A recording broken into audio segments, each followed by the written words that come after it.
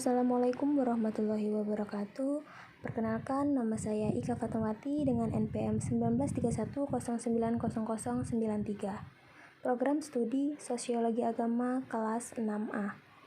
Di sini saya akan menjelaskan materi tentang pendidikan demokrasi, globalisasi, dan di masa pandemi dengan tugas Sosiologi Pendidikan dengan dosen pengampu Ibu Erin Nur Maulidia, SSOS MPD.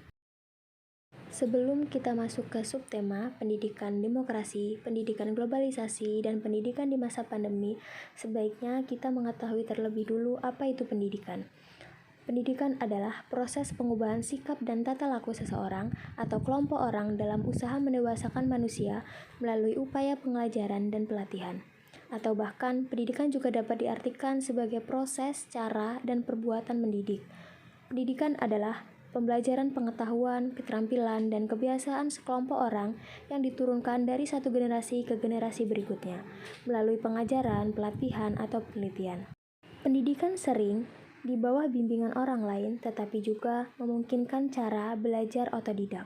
Secara etimologi, kata pendidikan itu sendiri berasal dari bahasa Latin yaitu ducer, berarti menuntun, mengarahkan, atau memimpin, dan awalan e berarti keluar. Jadi, pendidikan berarti kegiatan menuntut ilmu keluar.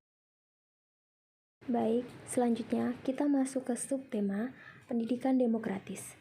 Menurut Kamus Besar Bahasa Indonesia, demokrasi dapat diartikan sebagai gagasan atau pandangan hidup yang mengutamakan persamaan, hak dan kewajiban, serta perlakuan yang sama bagi semua warga negara. Dalam pendidikan demokrasi, ditunjukkan dengan pemusatan perhatian serta usaha pada si anak didik dalam keadaan sewajarnya, inteligensi, kesehatan, keadaan sosial, dan sebagainya. Kemudian, pendidikan demokrasi pada hakikatnya membimbing peserta didik agar semakin dewasa dalam berdemokrasi dengan cara mensosialisasikan nilai-nilai demokrasi agar perlakuannya mencerminkan kehidupan yang demokratis. Dengan demikian, tampaknya demokrasi pendidikan merupakan pandangan hidup yang mengutarakan persamaan hak dan kewajiban serta perlakuan yang sama di dalam berlangsungnya proses pendidikan antara pendidik dan anak didik, serta juga dengan pengelolaan pendidikan. Selanjutnya, A. Hubungan pendidikan dan demokrasi. Dalam perspektif studi kultural, sistem pendidikan merupakan bagian yang terintegrasi dari sistem budaya, sosial, politik, dan ekonomi sebagai suatu kebutuhan hidup. Sistem negara dan pendidikan merupakan sistem yang terintegrasi dalam sistem kekuasaan. Dalam kaitan ini, terdapat hubungan yang erat antara pendidikan dan demokrasi, yaitu sebagai berikut. Yang pertama yaitu sebagai sarana perubahan budaya masyarakat. Pendidikan tidak terlepas dari kebudayaan suatu masyarakat dan politik di dalamnya. Proses pendidikan biasanya bersifat dinamis, yang menggerakkan dan merubah nilai-nilai suatu masyarakat sesuai dengan perubahan kehidupan yang ada. Pendidikan dipengaruhi oleh bentuk-bentuk kebudayaan masyarakat lokal maupun masyarakat nasional dengan dinamika yang ditentukan oleh kemampuan-kemampuan pribadi sebagai anggota masyarakat. Yang kedua yaitu pendidikan sebagai pelaksanaan kekuasaan negara.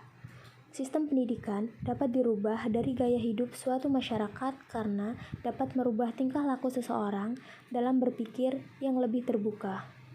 Yang ketiga yaitu tujuan otonomi pendidikan yang sejalan dengan negara demokratis. Tujuan pendidikan dalam suatu negara yang demokratis yaitu membebaskan anak bangsa dari kebodohan, kemiskinan, dan berbagai pembudakan lainnya. Hal ini sejalan dengan tujuan otonomi pendidikan yang memberdayakan manusia melalui otonomi lembaga-lembaga pendidikan di masyarakat, baik dalam bentuk pendidikan di negara maupun pendidikan swasta. Baik, ke slide selanjutnya yaitu pendidikan demokrasi. Adapun tujuan dari pendidikan demokrasi yaitu mempersiapkan warga masyarakat untuk berpikir lebih kritis dan berpikir demokratis. Adapun dengan demikian, dalam kaitannya dengan pendidikan, persoalan yang muncul memungkinkan pendidikan demokrasi dilangsungkan dalam suasana sekolah yang sangat biokratis, hierarkis, dan sentralitatis, serta elitis. Demokrasi pendidikan dalam pengertiannya yang lebih luas yaitu selalu dianalisis sehingga memberikan manfaat dalam praktek kehidupan dan pendidikan. Dalam hal ini, tidak mengandung hak-hak, rasa hormat terhadap harkat dan martabat sesama manusia. Kemudian yang selanjutnya yaitu pelaksanaan demokrasi pendidikan di Indonesia. Pelaksanaan demokrasi pendidikan di Indonesia pada dasarnya telah dikembangkan sedemikian rupa dengan menganut dan mengembangkan asas demokrasi dalam pendidikannya, terutama setelah diproklamasikan kemerdekaan sampai sekarang. Pelaksanaan tersebut telah diatur dalam perundang-undangan yang berlaku di Indonesia. Pada pasal 31 Undang-Undang Dasar 1945 dalam ayat 1 yang berbunyi, tiap-tiap warga negara berhak mendapatkan pengajarannya. Kemudian dalam ayat 2 dalam Undang-Undang Dasar bahwa pemerintah harus mengusahakan dan menyelenggarakan suatu sistem pengajaran nasional yang diatur dengan undang-undang.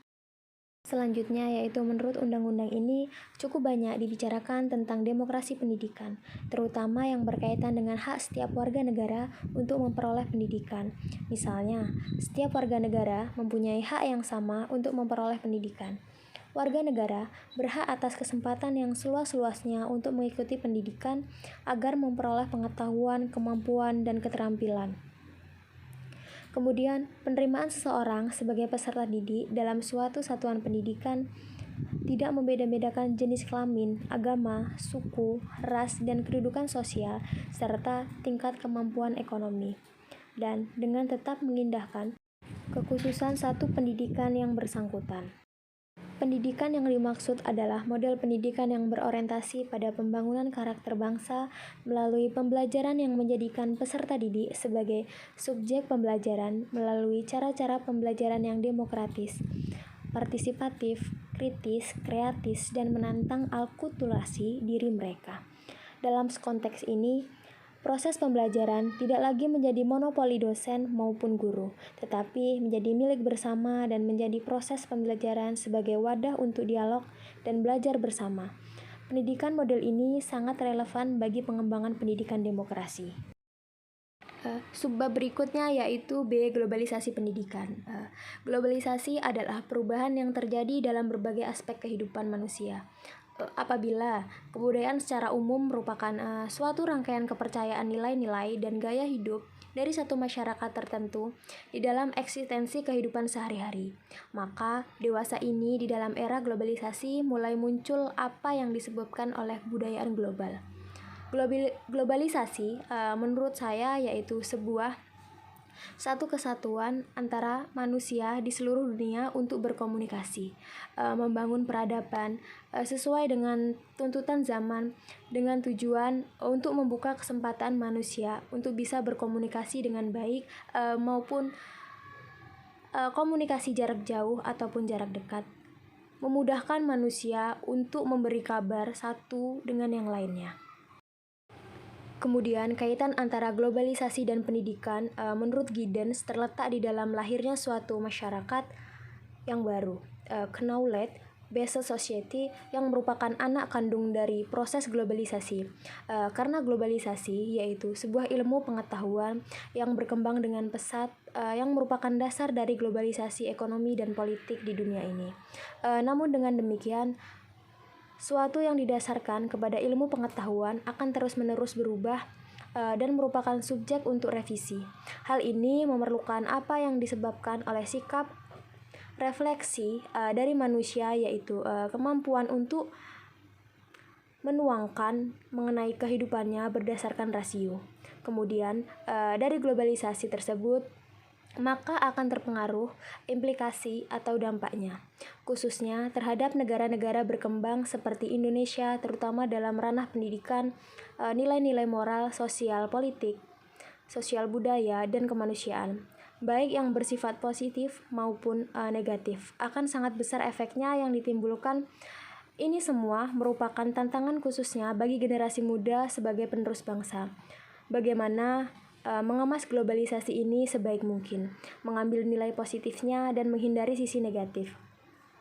Dari hal tersebut, juga berimbas pada perkembangan dunia pendidikan di Indonesia, yang tidak dilepaskan dari pengaruh perkembangan arus global, di mana ilmu pengetahuan dan teknologi berkembang secara pesat.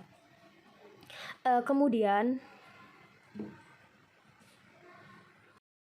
untuk menghadapi pasar global, maka kebijakan pendidikan nasional itu harus dapat meningkatkan mutu pendidikan, baik dari akademik maupun non-akademik, dan memperbaiki manajemen pendidikan agar lebih produktif dan efisien, serta memberikan akses seluas-luasnya bagi masyarakat untuk mendapatkan pendidikan yang lebih layak lagi. Sebenarnya, ada dampak yang diterima oleh manusia, terutama peserta didik di era globalisasi. Bisa dampak positif maupun negatif. Adapun dampak positif bagi peserta didik di era globalisasi yaitu yang pertama, mempermudah siswa mengenali informasi tentang pelajaran yang akan ditempuh di sekolah. Yang kedua yaitu meringankan berkomunikasi jarak jauh antara guru, siswa, dan orang tua dengan tujuan meningkatkan kerjasama antara guru, siswa, dan orang tua. Kemudian, siswa bisa membuat karya tulis maupun gambar melalui teknologi komputer. Selanjutnya yaitu menambah wawasan informasi terhadap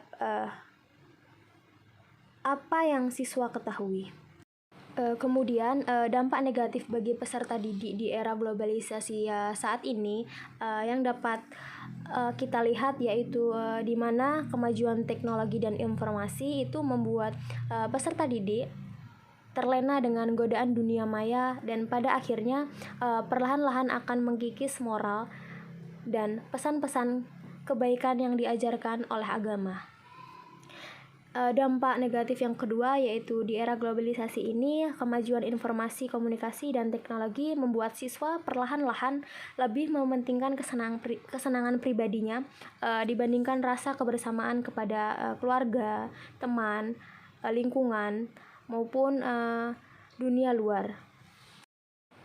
Kemudian yaitu kita akan membahas subtema tentang pendidikan di masa pandemi. Pandemi COVID-19 menjadi penderitaan yang sangat memilukan bagi seluruh warga negara yang ada di muka bumi ini. Salah satunya yaitu negara yang masuk dalam daftar negara yang terpapar virus COVID-19 adalah Indonesia. Akibatnya, seluruh segmen kehidupan masyarakat bangsa Indonesia menjadi terganggu tanpa terkecuali bidang pendidikan. Di mana biasanya kegiatan belajar dilaksanakan itu secara langsung di sekolah dengan tatap muka, tetapi sejak adanya pandemi ini, pembelajaran dilakukan di rumah masing-masing. Hal ini dilakukan untuk mengantisipasi penyebaran virus di dalam lingkungan sekolah. Seluruh kegiatan pembelajaran dilakukan melalui media digital secara online agar menghindari siswa terpapar virus COVID-19. Dengan begitu, pembelajaran dilakukan melalui Zoom, Meet, dan media lainnya. Di masa pandemi ini, pemerintah memfasilitasi pembelajaran secara daring dengan menyediakan media teknologi yang dapat mendukung sebuah pembelajaran secara online. Misalnya, aplikasi Zoom, Google Meet, YouTube, dan aplikasi lainnya yang dapat menunjang pembelajaran saat ini. Pembelajaran secara daring juga membuat tenaga pendidik memiliki inovasi dan kreativitas dalam melaksanakan pembelajaran. Adapun pro dan kontra mengenai sistem pembelajaran daring ini, ada beberapa orang tua yang tidak setuju dengan adanya pembelajaran melalui media sosial karena dianggap kurang efektif. Dan ada juga orang tua yang setuju dengan adanya sistem pembelajaran daring karena untuk menghindari kontak langsung dengan orang lain di masa pandemi. Ada 3 dampak negatif terhadap siswa. Yang pertama yaitu ancaman putus sekolah. Resiko putus sekolah dikarenakan anak terpaksa bekerja untuk membantu perekonomian keluarga di tengah krisis pandemi COVID-19. Banyak orang tua yang tidak bisa melihat peranan sekolah dalam proses belajar mengajar. Jika proses pembelajaran tidak dilakukan secara tatap muka. Kemudian yang kedua yaitu adanya kendala tumbuh kembang kesenjangan capaian belajar. Perbedaan akses dan kualitas selama pembelajaran jarak jauh dapat mengakibatkan kesenjangan capaian belajar, terutama untuk anak PAUD sehingga kehilangan tumbuh kembang dan optimal di usia emasnya. Hilangnya pembelajaran secara berkepanjangan beresiko terhadap pembelajaran jangka panjang baik kognitif maupun perkembangan karakter anak. Kemudian dampak yang ketiga yaitu tekanan psikososial dan kekerasan dalam rumah tangga anak stres. Minimnya interaksi dengan guru, teman, dan lingkungan luar ditambah dengan tekanan akibat sulitnya pembelajaran jarak jauh dan menyebabkan stres pada anak. Kekerasan yang tidak terdeteksi. Tanpa sekolah, banyak anak yang terjebak dalam kekerasan rumah tangga. Di sini, keterlibatan orang tua itu sangat penting bagi anak untuk berprestasi di sekolah. Ada beberapa orang tua mungkin berpikir bahwa itu adalah peran guru untuk mengajar, bukan peran mereka. Tapi kepercayaan seperti itu emang tidak merugikan orang tua dan anak-anak. Anak-anak tidak memulai dan berhenti belajar hanya selama hari sekolah. Mereka terus terbiasa dengan belajar di rumah, dengan teman, dan melalui media lainnya. Salah satu permasalahan mendasar pendidikan di Indonesia adalah rendahnya mutu pendidikan pada setiap jenjang dan satu pendidikan dasar dan menengah. Faktor utama yang menyebabkan mutu pendidikan mengalami peningkatan yang merata yaitu kebijakan penyelenggaraan pendidikan nasional menggunakan pendekatan input dan output analisis yang tidak dilaksanakan secara konsekuen. Pendekatan ini menganggap bahwa apabila input pendidikan seperti pelatihan guru, pengadaan buku atau alat pelajaran, serta perbaikan sarana serta prasarana mendidik dipenuhi, maka mutu pendidikan secara otomatis akan mengalami kenaikan.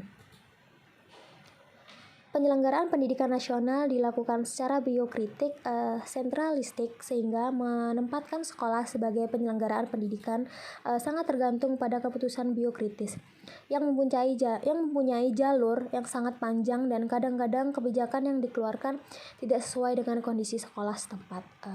Partisipasi masyarakat lebih banyak bersifat dukungan atau dana, bukan pada proses pendidikan. Itulah materi yang dapat saya sampaikan. Saya akhiri. Wassalamualaikum warahmatullahi wabarakatuh. Semoga materi tersebut dapat bermanfaat bagi kita semua.